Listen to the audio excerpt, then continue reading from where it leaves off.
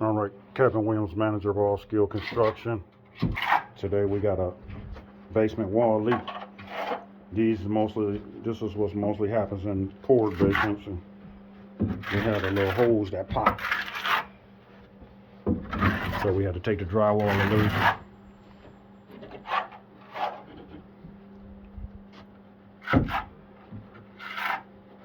You can see where the water was coming right out the hole right there. So you just fill it with hydraulic cement. Then you got to put your plastic back, your insulation back, your drywall back, and mud it. You know why? Because I'm not a handyman. I'm all skill.